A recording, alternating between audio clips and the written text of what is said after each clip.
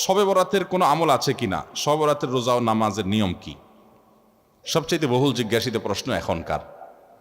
শবে বরাত আসছে, যেটাকে আসলে হাদিসের ভাষ্যে বলা হয়েছে মধ্য শাবানের রাত, শবে বরাত না, এটার হাদিসের ভাষ্যের নাম কি?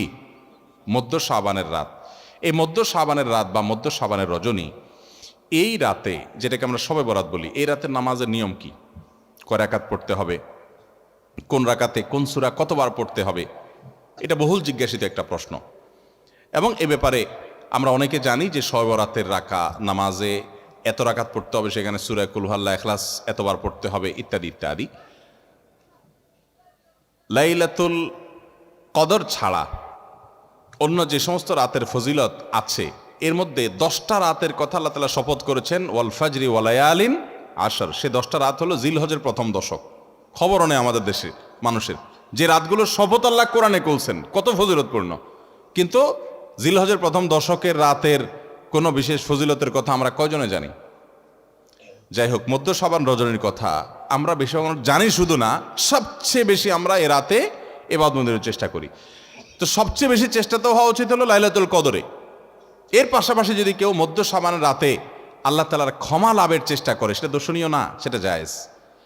এ রাতের এতটুকু ফজিলত অবশ্যই প্রমাণিত যে আল্লাহ রাব্বুল আলামিন এ রাতে হিংসুক ছাড়া, মুশরিক ছাড়া বাকি মানুষগুলোকে সাধারণ ক্ষমা ঘোষণা করেন।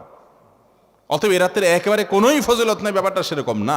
বিভিন্ন হাদিসের আলোকে এটুকু অন্তত সাব্যস্ত হয় যে আল্লাহ তাআলা হিংসুক এবং আপনার মুশরিক ছাড়া, মানুষের পিছিয়ে লাগে শত্রুতা, এই মানুষ ছাড়া বাকি মানুষকে মাফ করে। তাহলে মধ্য শাবানের রাত বা যেটাকে শবরাত বলছি আমরা, এই রাতের মূল আমলই হলো, এটাকে কেন্দ্র করে মূল আমলই হলো নিজেকে শিরক এবং হিংসা থেকে পরিচ্ছন্ন করা, সাধারণ ক্ষমার উপযুক্ত করা। এটা হলো মূল আমল, বাস।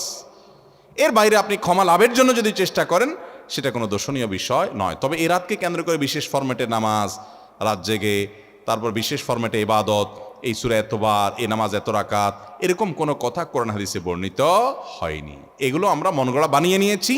এবং যদি এরকম কোনো ফরম্যাট আমরা ঠিক করে নিয়ে সেভাবে ইবাদত করাটাকে আমরা এ রাতের আমল, শরিয়া সিদ্ধ আমল মনে করি বা সুন্নাহ আমল মনে করি বা কোন হাদিস নির্দিষ্ট আমল মনে করি, তাহলে বেদাতে পর্যবসিত হবে। অতএব বাড়াবাড়ি এবং ছাড়াছাড়ি এই দুইটি আমাদেরকে পরিহার করতে হবে। যতটুকু আছে ততটুকু আমরা আমল করব এবং এসে আমল অনুযায়ী আমরা চলার চেষ্টা করব। শবে বরাতে সবচেয়ে বেশি মানুষ মসজিদে কেন ভিড় জমায় বলেন তো? শবে কদর বেশি ফজিলতপূর্ণ না এই রাত? শবে কদর কোনো তুলনা আছে শবে কদরের সাথে কোনোটার? কিন্তু শবে কদরে কি এত মানুষ ইবাদত বন্দেগী করার চেষ্টা করে শবে বরাতে যত করে? কারণ কি? মিষ্টির জন্য বলে, খারাপ বলেন নাই। আমি ছোট থাকতে যখন মাদ্রাসায় পড়ি, লজিংয়ে ছিলাম এক বাড়িতে, আমার মনে আছে এক মসজিদে সারা রাত শবে বরাতে এরকম দোয়া দরুদ হয়েছে।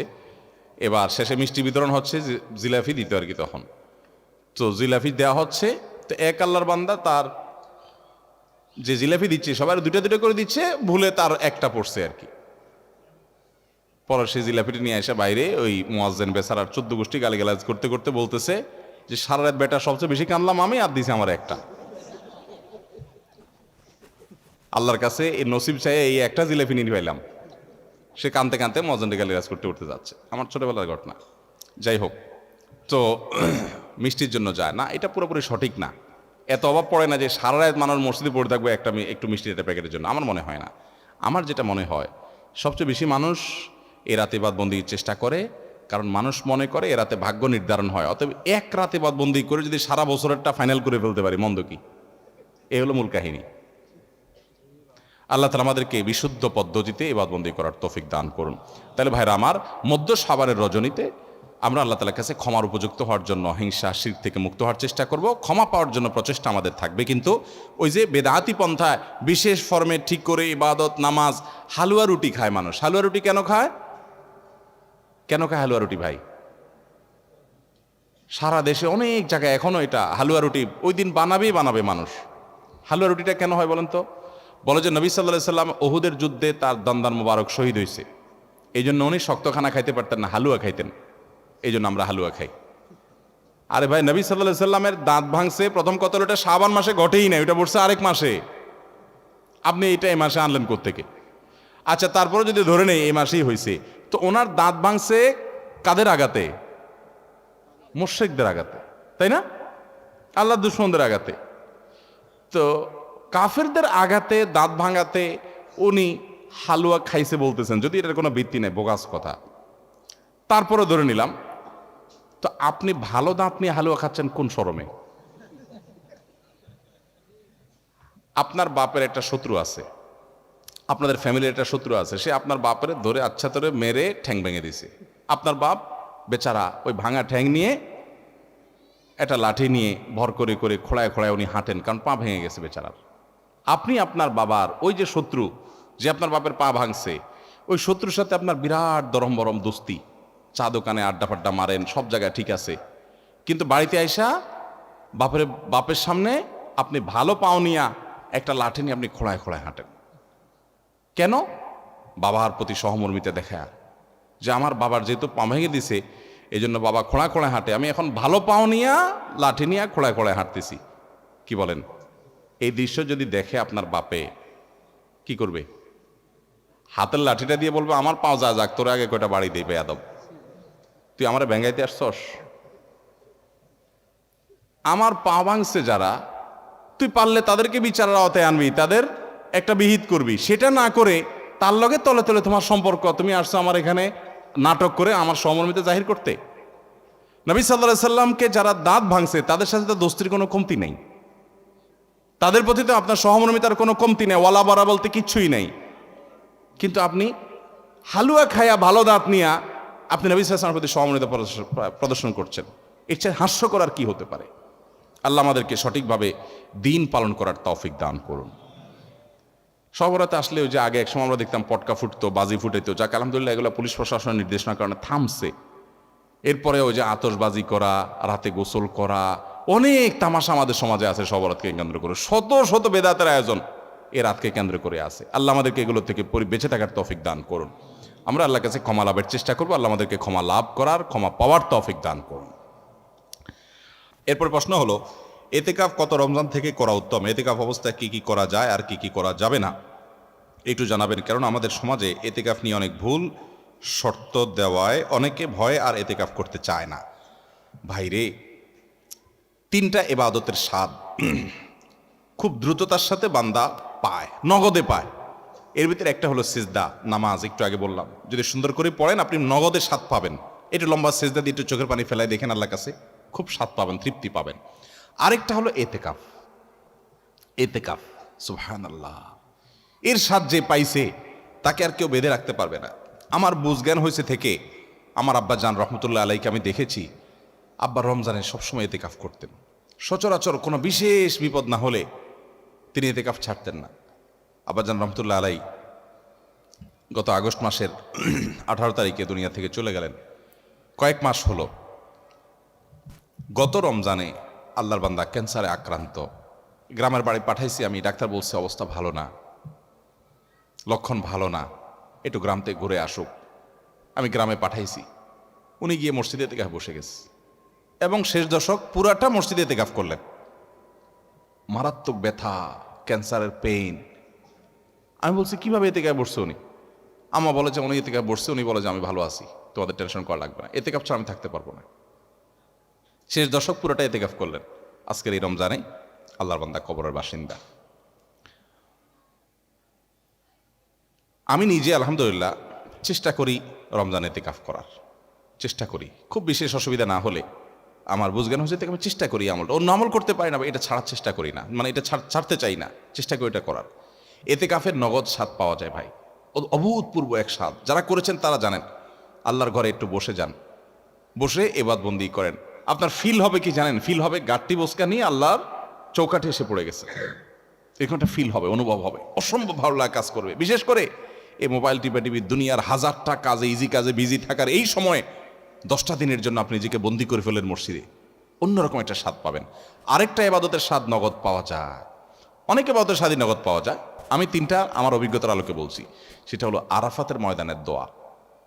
আল্লাহ যাদেরকে তৌফিক দিয়েছেন তারা জানেন কি তৃপ্তি, কি স্বাদ, কি ভালো লাগা। সেই দুপুর থেকে দোয়া একদম সূর্য অস্ত যাওয়া পর পর্যন্ত লম্বা সময়, কয়েক ঘন্টা পর্যন্ত চাই, মন ভরে চাওয়া যায়, খুব ভালো লাগে কাজ করে। আল্লাহ আমাদেরকে সব ইবাদতের স্বাদ পাওয়ার তৌফিক দান করুন। তাহলে ভাইরা আমার, এতেকাফ ইনশাআল্লাহ আমরা করবো তো? আল্লাহ চাহেন তো? খুব লজ্জার কথা যে আমাদের দেশে মসজিদগুলোতে এতেকাফের জন্য টাকা দিয়ে লোক ভাড়া করা লাগে। আছে না নাই? আহারে কপাল পোড়া রে। নবী করিম সাল্লাল্লাহু আলাইহি সাল্লাম রমজানের রোজা ফরজ হওয়ার পর থেকে নিয়ে তৃতীয় হিজরিতে, দ্বিতীয় বা তৃতীয় হিজরিতে রমজান রোজা ফরজ হওয়ার পর থেকে নিয়ে তার ওয়াফাতের আগ পর্যন্ত একটি বারের জন্য এতেকাফ ছাড়া থাকেন নাই। যে আমলটা নবী করিম সাল্লাল্লাহু আলাইহি সাল্লামের জীবনে একবারও ছাড়েন নাই, আমরা বেশিরভাগ লোক জীবনে একবারও করি নাই। হাত তোলেন দেখি কারা কারা এতেকাফ করছেন মসজিদ 10 দিন রমজানের, শেষ 10 দিন ফুল এতেকাফ করছেন, জীবনে একবার হলেও করছেন যারা হাত তোলেন। দেখেন কয়টা হাত উঠছে, গোনা যাবে না। এর মানে হলো ম্যাক্সিমাম মানুষ আমরা জীবনে একবারও করি নাই। যে আমল আমার নবী সাল্লাল্লাহু আলাইহি সাল্লাম জীবনে কখনো ছাড়েন নাই, সেটা আমি কখনো জীবনে একবারও করি নাই। আরে ভাই, চরম শত্রুর সাথেও তো এরকম বিপরীত্য থাকে না, সেখানে আপনার নবীর সাথে আপনার এরকম বৈপরীত্য। এতেকাফ করবেন তো ইনশাআল্লাহ? আপনি কিসের বিজি আপনি? আমার নবীর চাইতে আপনি বেশি বিজি, যিনি কাফাতুন নাসের কাছে রাসূল হয়ে এসেছেন, যিনি রাহমাতুল লিল আলামিন ছিলেন, গোটা পৃথিবীর মানুষের জিম্মাদারি যার মাথায় ছিল, মদিনা রাষ্ট্রের প্রধান যিনি ছিলেন, শেষ 10 দিন আসছে সব কাজ বন্ধ, মসজিদে এসে পড়ে যেতেন। উনি যদি পারেন, আপনি কি ব্যস্ত? এতেকাফ করবো তো ইনশাআল্লাহ।